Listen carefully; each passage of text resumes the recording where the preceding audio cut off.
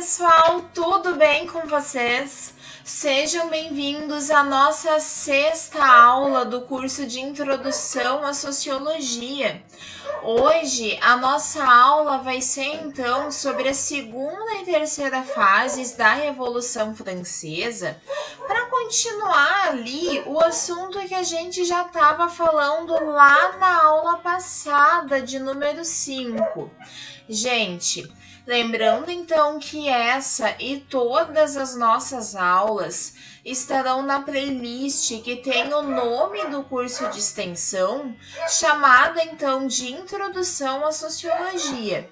E pessoal, esse curso de extensão, ele faz parte do meu estágio obrigatório da Uninter, para minha licenciatura em Sociologia, na nossa temática então de Educação Básica, que nesse caso desse curso são conteúdos que normalmente vocês viriam lá no ensino médio. Então, se tu tá assistindo essas aulas procurando um reforço ou uma ajudinha pro Enem, pode ser que sim, que seja bem útil para ti continuar assistindo aqui, lembrando que serão 12 aulas no total. E só para formalizar, então, o meu nome é Tuane Graciele Knopf-Kunz e o meu RU da Uninter é o 2478514 e eu sou aqui de Novo Hamburgo, no Rio Grande do Sul. E lembrando, te inscreve no canal, fica de olho na nossa playlist para assistir a todas as aulas e tem vídeo novo toda semana. Pessoal, como vocês já estão acostumados a ver ali nas nossas outras aulas, eu gosto de começar apresentando nesse slide os nossos tópicos principais, os nossos assuntos principais da aula de hoje. Então, olha só, o tópico 1 é o que foi a Convenção Nacional. O 2, o processo de proclamação da Primeira República Francesa. 3, o período do terror.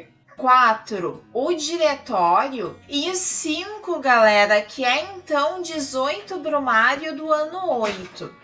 Vamos começar então o nosso conteúdo. Fica ligado, pode ir acelerando ou pausando o vídeo conforme ficar melhor para ti.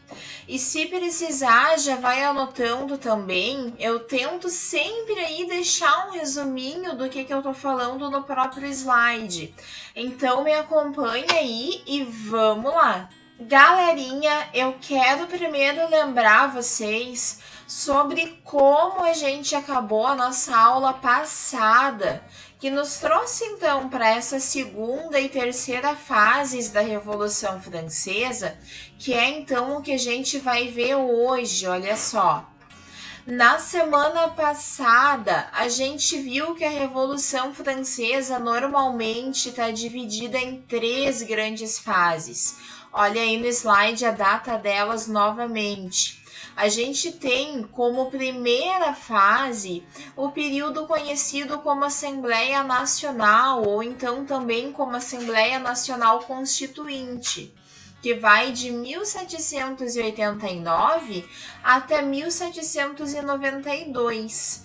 E depois disso, a gente tem então a fase da Convenção Nacional, que vai de 1792 até 1795, e por fim o Diretório, que vai de 1795 até 1799. Na aula passada, a gente viu a primeira fase, que foi aonde o rei acabou morto. A França teve, então, uma primeira constituição. Houve a queda da Bastilha, a derrubada, então, dos privilégios da nobreza e do clero. O absolutismo foi também removido e, por fim, a gente viu que quando a Constituição Francesa foi elaborada, ela previa que o voto fosse censitário. E da galera que ajudou nessa primeira fase da Revolução, ali dos pertencentes ao terceiro Estado francês, só a alta burguesia burguesia era quem teria então direito a esse voto. E aí, por isso, todo o restante do terceiro estado ficou prejudicado. E 2 partidos se formaram e começaram a disputar o poder entre si, sendo eles então os jacobinos e os girondinos. Os jacobinos no lado esquerdo e alto da Assembleia Nacional Constituinte, o Partido da Montanha, então, e aí também os girondinos no lado direito e baixo da planície. E, gente, nós acabamos então a nossa aula passada sobre a Revolução Francesa na parte onde o rei e a esposa dele são mortos pela guilhotina e aonde os jacobinos se aproveitam ali da situação conturbada da França para criar um exército popular, liderado também pelo Robespierre, que era também o líder do partido, pessoal. E com base nesses últimos acontecimentos, a gente vai ver o que é que acontece a partir de agora, nessa segunda fase e também na terceira fase da Revolução Francesa. Gente, a primeira coisa que nós precisamos ter em mente é que essa segunda fase da Revolução Francesa, conhecida então como fase da Convenção Nacional, ela foi bastante marcada pelos conflitos então entre os 2 partidos, sendo eles os jacobinos e os girondinos. E a gente também precisa se lembrar que, por influência dos jacobinos ali no início, a França agora tinha um exército próprio e que não era mais absolutista e nem comandado pelo rei. Olha só, enquanto o rei ele estava aguardando ali a sentença dele e da esposa dele por traição, essas tropas francesas acabaram vencendo as tropas prussianas na Batalha de Valmy, na França. Sendo então, gente, a primeira vitória do exército formado na Revolução Francesa. E aí a Prússia, que estava para invadir a França, gente, acabou se retirando, ela foi obrigada a se retirar. E, gente, essa vitória foi no dia 20 de setembro de 1792. E aí, um dia depois disso, no dia 21 de setembro, a Convenção Nacional é formada para substituir, então, a Assembleia Nacional. A Convenção Nacional, ela deveria funcionar como uma espécie de poder executivo. E galera, olha só, nesse dia também é proclamada a Primeira República Francesa, que é famosa ali pelos ideais de liberdade, igualdade e fraternidade. E assim a proclamação da República também levou à elaboração de uma nova Constituição, galera, o que vai novamente afetar muito a vida dos franceses.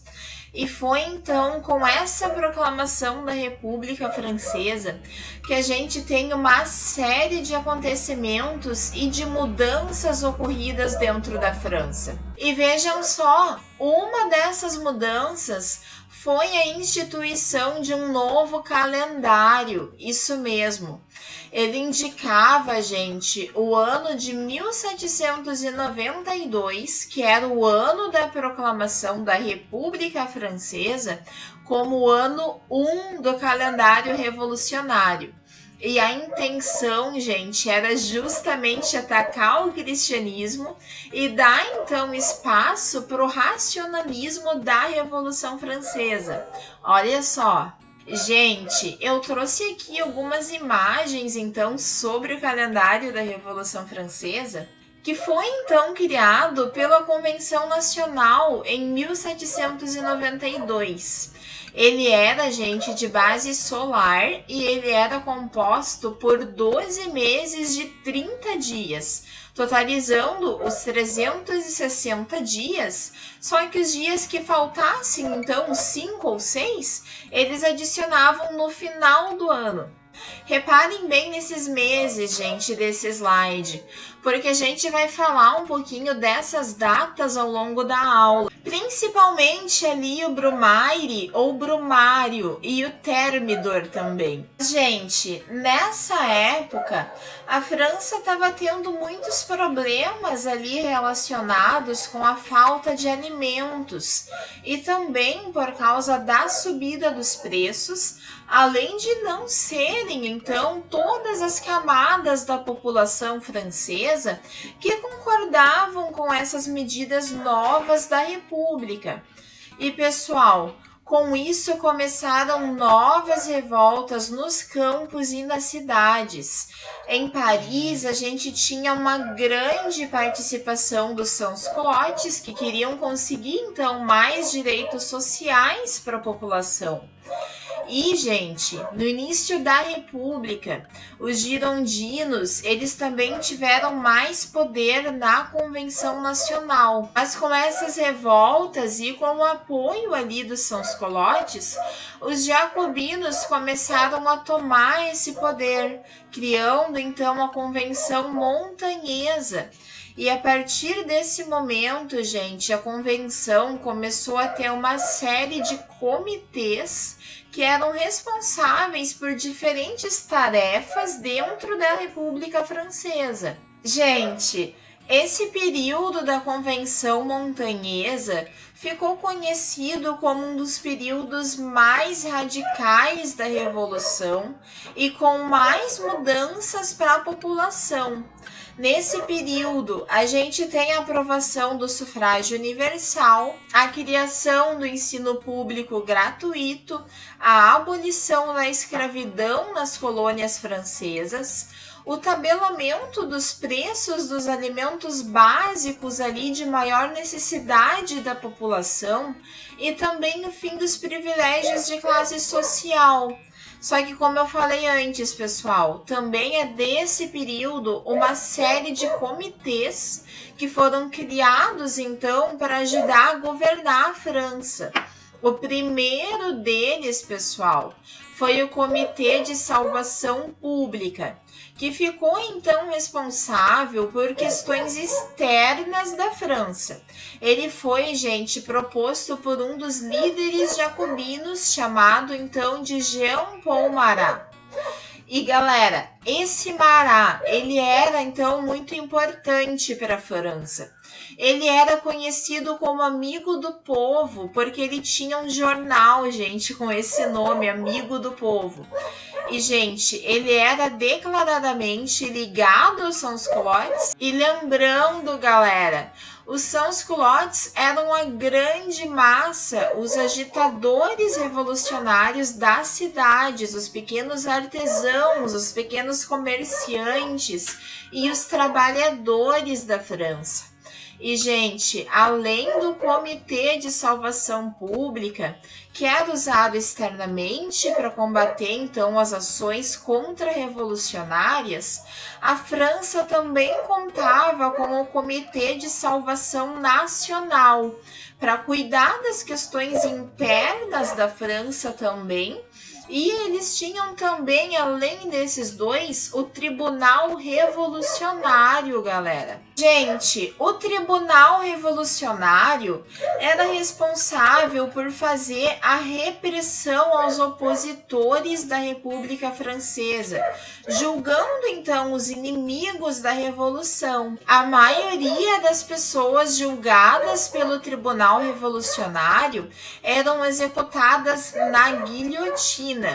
E nessa época, como o tribunal pertencia ao poder dos jacobinos, vários girondinos foram acusados e perderam as suas cabeças na praça pública por meio da guilhotina. E esse período, gente, o Jean Paul Marat, aquele que era o líder jacobino, que tinha jornal, que foi responsável então por propor o Comitê da Salvação Pública, gente, esse que era também amigo dos sans-culottes, ele foi assassinado, gente. Ele foi assassinado em casa por uma girondina. E o nome dela, dessa girondina, era Charlotte Corday. E ela matou ele, galera, com uma punhalada no peito dentro de uma banheira da casa dele. E aí, galera, os jacobinos se revoltaram e aplicaram diversas medidas radicais contra os inimigos do poder jacobino. Eles tomaram naquele momento o governo e instauraram então o chamado período do terror. Galerinha, durante quase um ano no período do terror, o líder jacobino Robespierre, galera, liderou um governo que acontecia conforme ele quisesse, como um ditador. Por quê, gente? Porque ele simplesmente suspendeu a Constituição e ele desconsiderou, então, a divisão de poderes que tinha sido estabelecida e também acabou anulando, então, todos os direitos individuais com base nessa Constituição que a população tinha conseguido. E, gente, dessa forma, o Comitê de Salvação Pública governava absolutamente tudo na França. E aí, com isso, qualquer suspeito de agir ali contra esse novo governo era condenado à morte por guilhotina. E as execuções, gente, aconteciam como um espetáculo popular, várias vezes ao dia e sempre mesmo como um ato público. E isso era justificado como uma forma justa de acabar com os inimigos. Só que eles começaram a se perder um pouquinho nessas acusações. E até jacobinos que não fossem ali a favor dessas medidas radicais, eles acabaram sendo guilhotinados também. Só que, gente, isso causa medo na população. E foi aí que ela começou a se revoltar contra o Robespierre e ele foi acusado de tirania. Olha só, pessoal, eu quero mostrar no próximo slide quem era a Charlotte. Galera, nesse slide, então, eu trago para vocês algumas das diversas pinturas relatando a Charlotte Corday e também uma pintura bem famosa aqui na nossa esquerda da retratação da morte do Marat. Olha só, é ele na banheira sendo morto por um punhal. Só que, gente, com todo esse movimento radical realizado, então, pelos jacobinos e com a liderança do Robespierre, o Partido Jacobino acabou perdendo apoiadores e também acabou se enfraquecendo. E com isso, pessoal, a alta burguesia, liderados então pelos girondinos, conseguiu realizar um golpe contra o Partido Jacobino e contra o Robespierre, que acabou, gente, sendo executado de forma rápida ainda em 1794. E olha só que ironia, ele foi guilhotinado também. E, gente, não quero dizer nada, mas o pessoal daquela época gostava de uma guilhotina. E, gente, com essa reação, então, girondina, a gente tem a instauração da Convenção Termidoriana e o início da terceira e última fase da Revolução Francesa, chamada de O Diretório. Lembrando, galera, que com a Convenção Termidoriana, que tem esse nome lá por causa do calendário deles, a gente tem a retomada, então, de uma revolução de forma extremamente burguesa e limitada, então, a atender os interesses da burguesia. A maioria aí dos benefícios que a população teve lá na Convenção Montanhesa foram cancelados e uma nova Constituição foi feita novamente em 1795. E, gente, a gente precisa lembrar também que agora a gente chegou num período de zero participação popular nas decisões. Ou seja, ele é sem democracia também. Assim, pessoal, nós estamos entrando então na terceira fase da Revolução Francesa, chamada então de O Diretório. Essa fase, ela tem esse nome porque ela era composta por 5 membros, chamados de diretores, para exercer o poder executivo. E esses diretores, gente, tinham um mandato então de 5 anos e eles foram eleitos pelos deputados girondinos ainda da Convenção Termidoriana.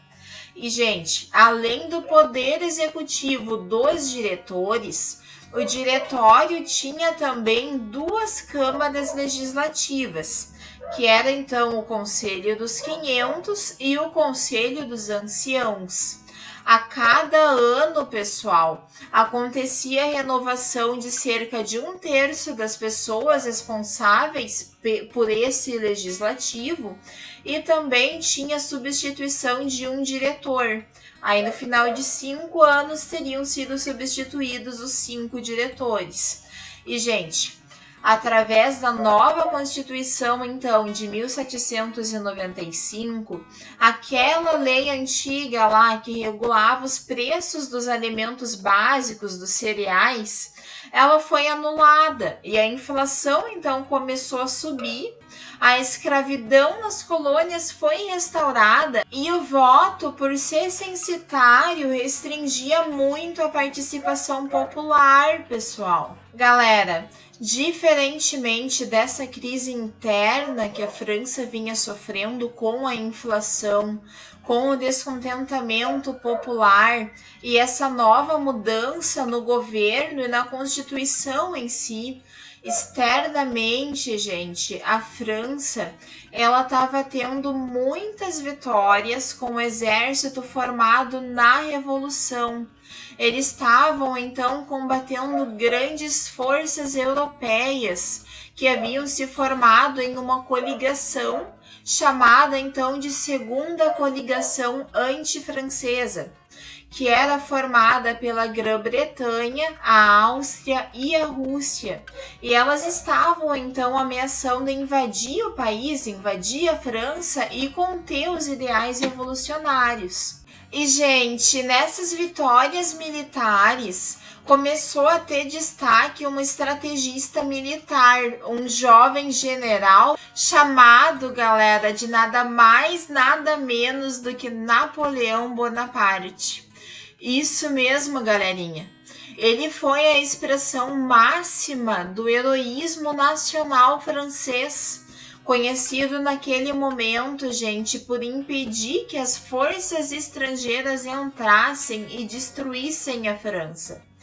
E, gente, na França, os admiradores do Napoleão criaram um jornal em Paris.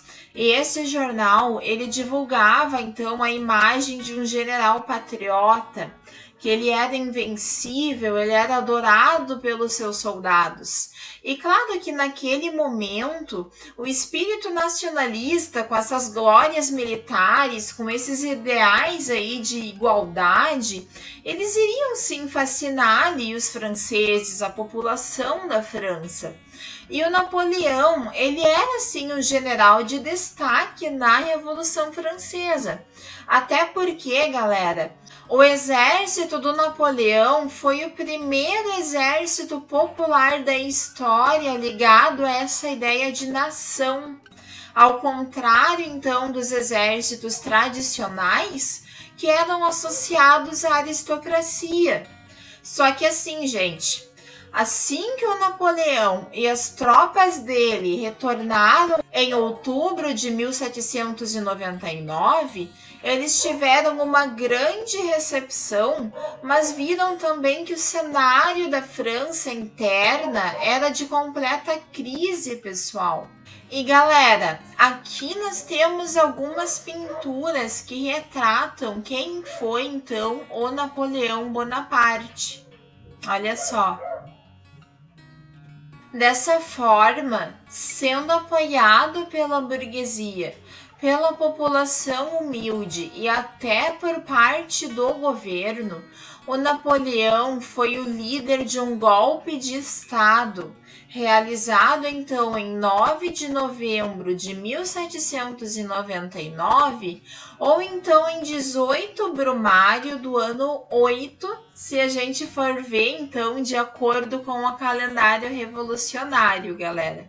Na realidade, pessoal, esse golpe ele foi planejado pelo abade Sieyès com a ajuda então do Napoleão e do próprio diretório, porque o diretório ele quis que o Napoleão usasse o exército dele para assumir então o governo e fechar a assembleia do diretório.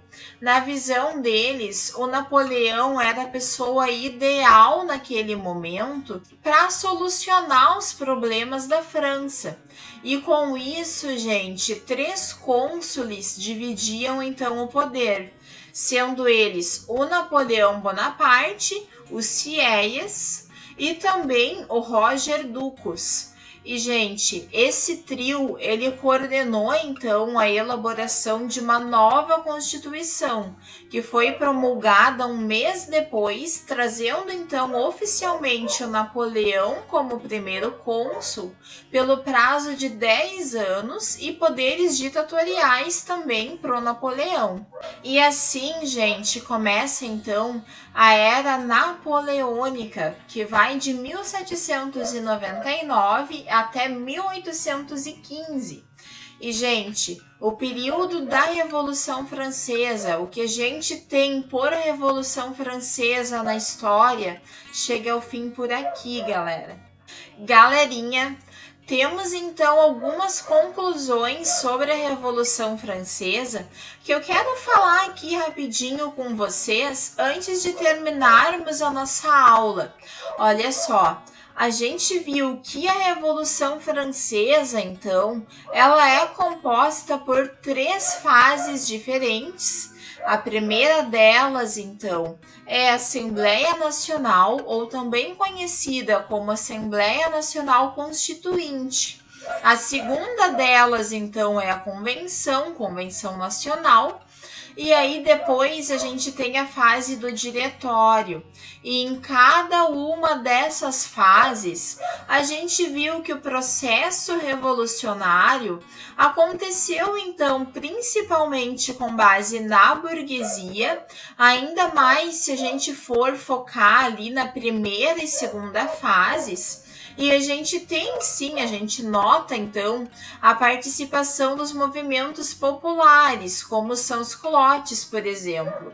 E o que a gente viu assim de principal é que a França sofreu então uma grande alteração social ao longo desses 10 anos. E ela estava nesse momento aí do final da Revolução extremamente endividada e também extremamente modificada socialmente. E com as pessoas tentando sobreviver no meio de um caos, de um modo de vida que elas já não reconheciam mais. Elas já não sabiam mais o que poderia e o que não poderia acontecer. Porque a gente nota que uma das características muito marcantes dessa revolução, que inaugurou então a modernidade, é que eles não tinham mais a perspectiva de como que a sociedade funcionaria. Eles não poderiam dizer que daqui a 10 anos eles estariam em tal lugar, porque eles não sabiam o que ia acontecer com o lugar onde eles viviam, com o governo, com os direitos que eles tinham uma hora e depois não tinham mais. A gente nota então que esse processo revolucionário alterou o mundo daquela época, a sociedade foi se alterando. O absolutismo foi deixado para trás.